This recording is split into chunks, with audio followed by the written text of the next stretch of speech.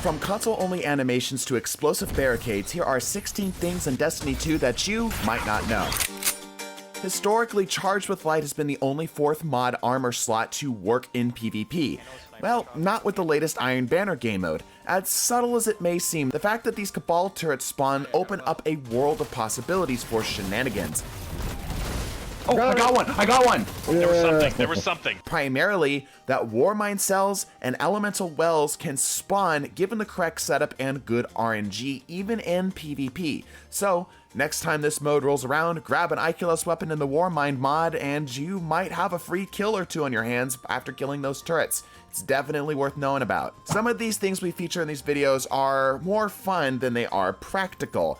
This is definitely one of those times. Did you know that you can stick grenades from the exotic grenade launcher Anarchy to a friendly glaive shield? Why would you ever want to do this? 2 reasons. 1, it's funny. And 2, because every day we stray further from God's light. Remember, it's not about winning, it's about sending a message.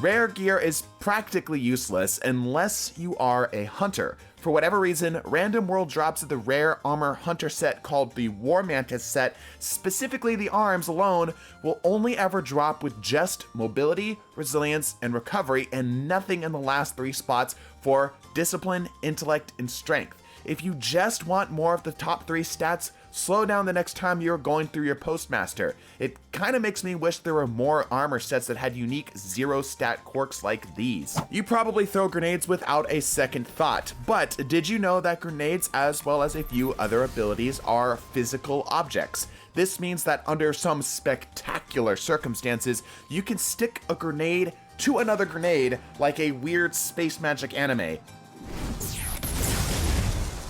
It's also worth pointing out that this means that you can theoretically destroy or obstruct enemy grenades that are flying through the air as well. The mod Swift Charge is a 5-cost mod in the 4th armor slot that grants a charge of light whenever you get rapid kills with pulse rifles, sidearms, and SMGs. This by itself is probably far too expensive for the use, but you might not know that this secondary mod effect, the one that grants special ammo on pulse rifle kills, actually works in PvP.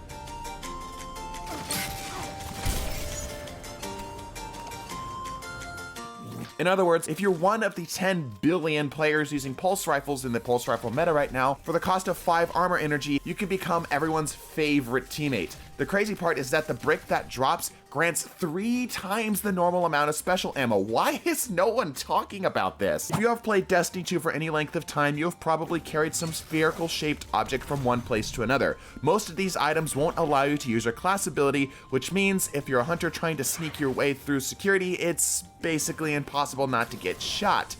Or is it? While you can't use your dodge to get invisibility, with the Trapper's Ambush smoke, you can still dive down to the ground for some invisibility, which means that if you're in a pinch, you can grab some breathing room for just the cost of your smoke bomb. This can be extremely useful in certain raids. Please share this with your hunter friends, as this could save you from wiping. Did you know that it's possible to duplicate your throwing hammers as a Titan? If, for whatever reason, you end up losing your Tabasco flavored Thor prop, simply stand right up next to another hammer Titan and have them throw their hammer directly at you. If done correctly, both of you will end up with a full melee charge. If you're able to get a handful of hammer Titans to do this, you can make one of your hammer bros into a hammer artillery. Here's a quick one. If you have ever been in a non-combat area such as the Helm or the Enclave, you might notice that you can't blink. Well, for whatever reason, you can go around this limitation by simply equipping a sword or pressing your ghost button and then immediately pressing the blink. Not sure why you would ever need this, but it's definitely a fun glitch to know about and allows you to get through the Helm just a little bit faster. If you've ever wanted to humiliate a barricade spammer, this next trick is for you. Did you know that using a heavy grenade launcher with sticky grenades, you can stick your explosive ordnances onto enemy Titan barricades, turning them into a liability for the Titan to be near?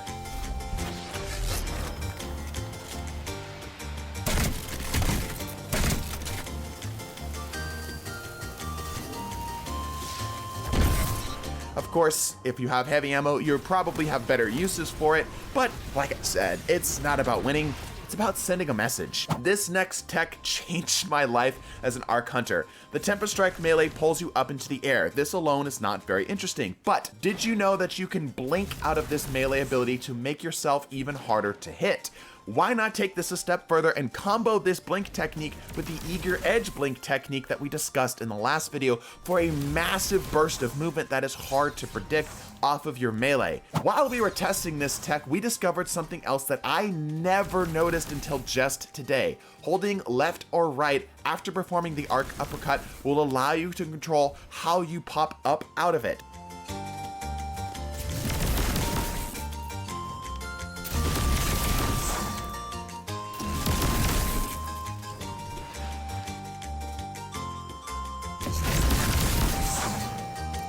Better still is that it seems the game will keep you lower to the ground if you push your jump into a wall, which gives you more time to recover and counterattack as you'll be out of the air faster. This, with the last bit of tech, has completely changed how I look at this melee ability, and hopefully it does the same for you too.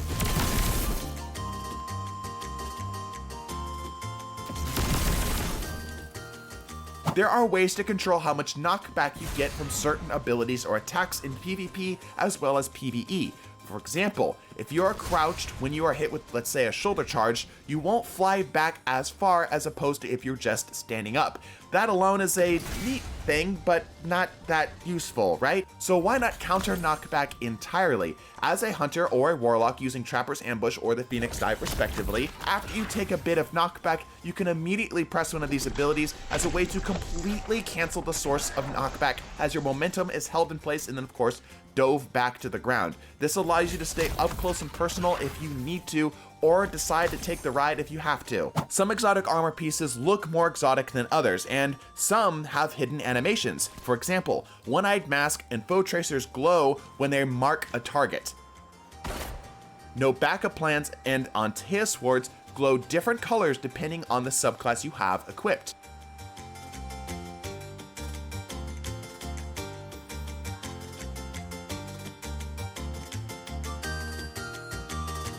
Peregrine Greaves put blades on your kneecaps while you're airborne with the shoulder charge ability. Arthur's Embrace will flare up when its strengthened heavy knife is ready to go.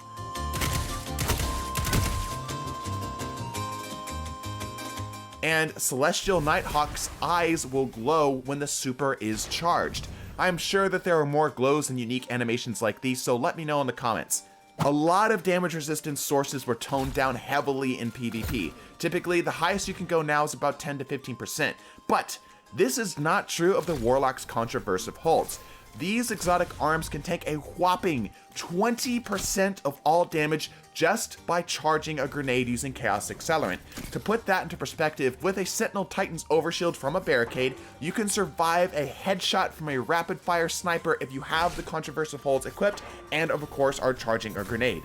This level of damage resistance can absolutely be used to safely draw fire in PvP, especially if you're standing in a healing rift. You probably have tried canceling the reload animation in Destiny 2's PvP to get back into the fight faster. What you might not know is that this actually doesn't do anything. You may have been in a situation where you notice that your gun doesn't fire and you might not know why. This is why. The reload stat has a set duration dictating for when you can start shooting again, meaning that even though you cancel the animation of that reload, you will still have to wait as if you didn't cancel that reload animation. So, just something to keep in mind. If you're a mouse and keyboard player or a controller player like myself who uses the top bumpers, you might not know that on hand cannons you can slightly pull the hammers back just by gently pulling the bumpers. This is an amazingly accurate detail for a game that is based around space magic. Subscribe and comment and leave more secrets below. Shout out to TDT member Eggnog Valkyrie in our Discord for giving most of these points. Bless your faces and deuces.